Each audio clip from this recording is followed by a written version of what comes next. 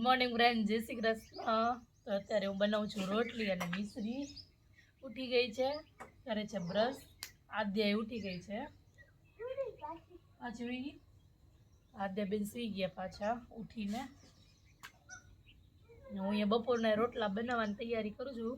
બપોરના રોટલા બનાવવાના છે. તો અહીંયા મારી લગભગ રોટલી ગળાઈ ગઈ છે, થોડીક 4-5 રોટલી જ રહી છે. મિશ્રી બેન થઈ ગયા છે રેડી ને હું આદ્યા જુઓ. એ આદ્યા વળી ફગાવશે ગુલ્લું.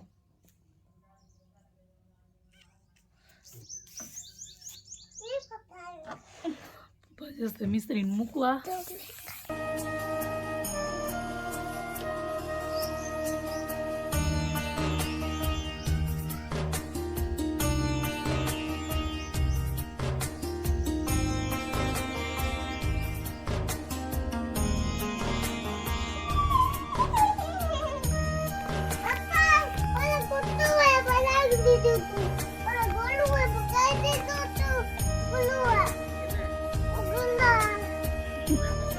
બધાને કહી દેશે ને પેટ હલકું થશે. એ બેઠી હતી ને તો ગોલા ફગાઈ દીધું.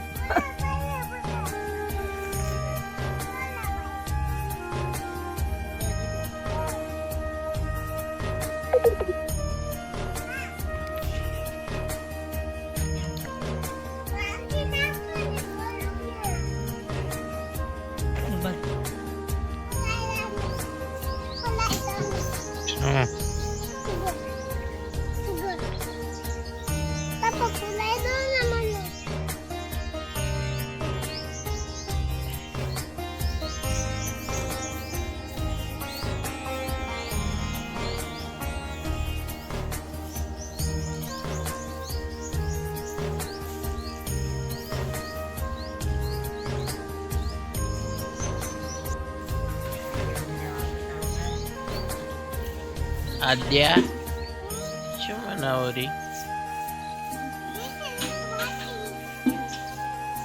હે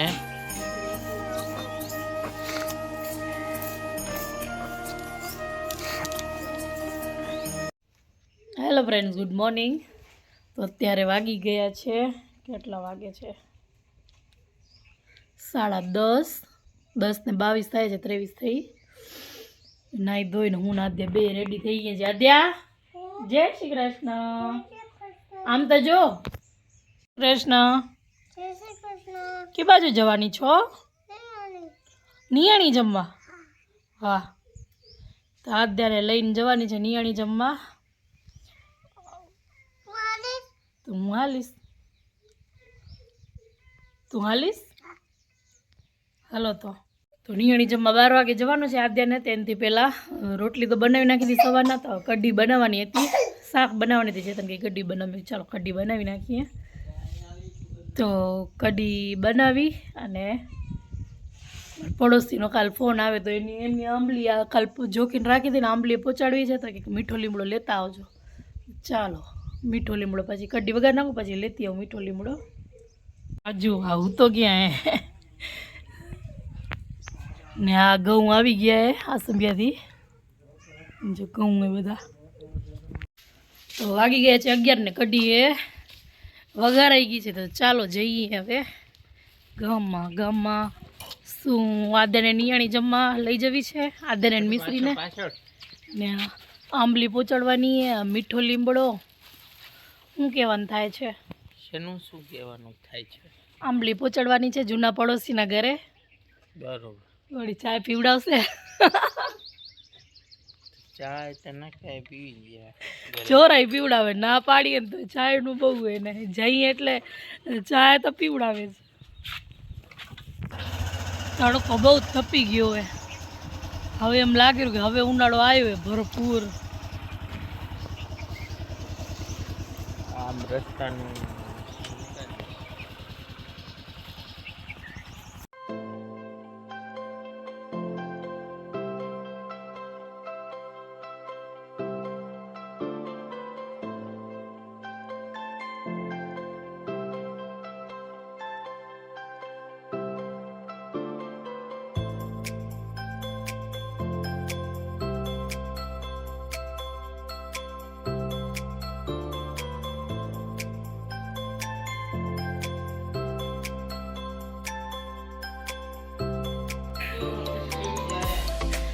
પહોંચી આવ્યા છીએ આદ્યાને મિશ્રીને નિયાણી જમાડવા માટે.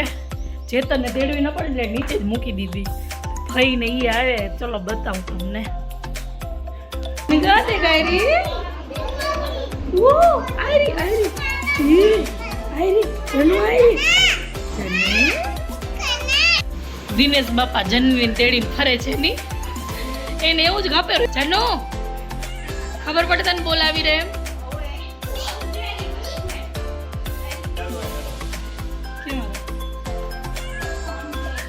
આ દે ક્યાં આવ્યો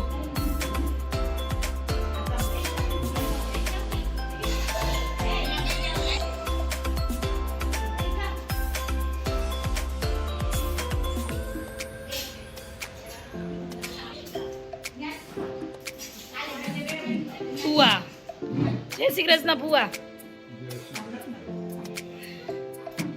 મમરતભાઈ જન્ની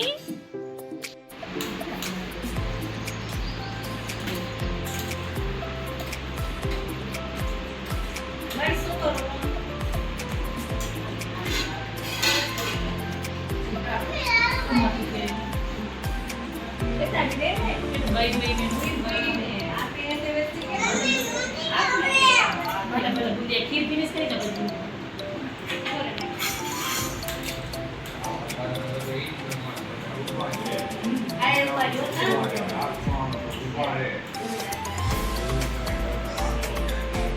જેની એ જેની જેની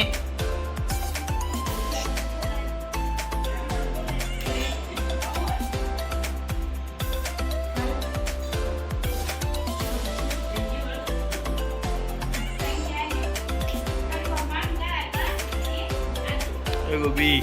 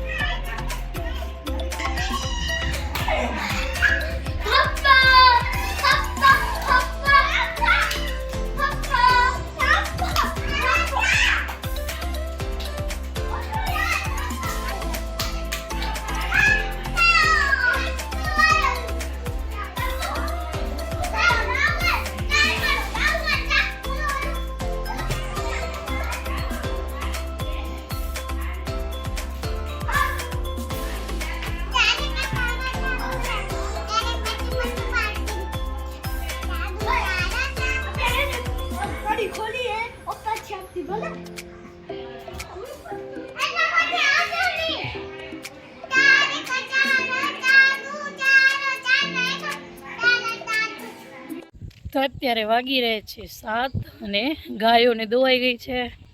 યક્ષદાદાની આરતી થાય છે ને શંકર ભગવાનના મંદિરે મસ્ત ભજન વાગે છે. ને આજે ખીચડી બનાવવાની નહોતી કારણ કે બપોરે મિશ્રીને નાદ્યાને જમાડવા ગયા ને ત્યારે ને તે ભાભી એને જબરદસ્તી એને તે જમાડવા રજા જ નથી દીધી. હું તો અહીંયા જમવાનું બનાવીને જ ગઈ હતી. પછી ભાભીએ રજા ના આપી તો મારું ચેતનનું બધાનું વધી ગયું ને પપ્પા હમણાં ખારી ભાત ખાવા જવાના છે તો હું ચેતનને મમ્મી છે તો રોટલી ઘણી બધી પડી છે ને કઢીએ પડી છે એમની એમ તો થઈ જશે અમને. તો આંબલી પાછી આવી હતી થોડીક રહી છે તો ચાલો ફોલી નાખીને રાખી દઈએ તો સચવાઈ જાય. તો જુઓ હવે આખા વર્ષની અહીંયા કને હવે આંબલીનો સ્ટોરેજ થાય છે. આ કેટલા કિલા આંબલી છે? 5 કિલા હશે. આખા વર્ષમાં ખાઈ જેવા છે? ખાઈ જઈ રહ્યો ને. આને કઈ રીતના સ્ટોર કરીને રાખો? સ્ટોર કરવામાં તો જો તમે અને કચકા કાઢી ને ફ્રીઝરમાં સ્ટોર કરી શકો અને બીજી એક રીતે અને કચકા કાઢી આંબલી ફોલી કચકા કાઢી અને સુકાવી આંબલીને ને પીસીને પછી બહારે પણ સ્ટોર કરી શકો તમે.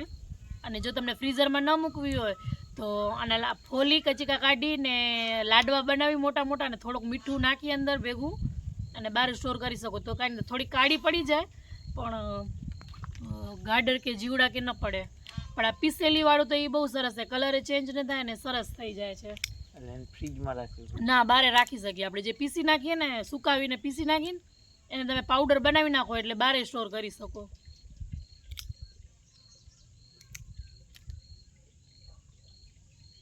એટલે 2-3 રીતે સ્ટોર કરી શકાય આંબલીને. દડા બનાવે, અમુક તો દડા બનાવે. પેલા તો એમ જ ગોલ. કરતા મમ્મી ને ગોલા. નાની ને દાદી ની તો એમ જ કરતા, ફોલી કચકા કાઢીને પછી મીઠું નાખીને રાખી દે, આખા લાડવા બનાવી મોટા મોટા ને. દુકાન મેં અત્યારે લગભગ ઈ દડા જેવો જ દડા. ગોલા જ મળે. આપણું શું સ્ટોર કરવાની ઓલું ઘણું હોય ને એટલે 12 મહિનાનું સ્ટોર કરી નાખી, પછી આપણે 5-5 રૂપિયા વાળી લેવું પોસાય નહીં. ગમે એને આમ આડી જ ખોલાવે, ગમે એવું. કેમ ખોલવી?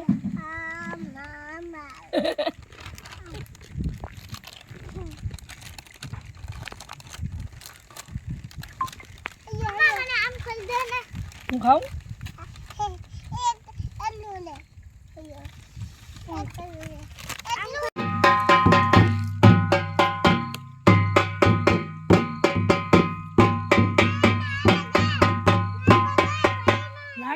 લાગી જશે આ તો. વગાડવા દીધું હોય લાલુભાઈએ.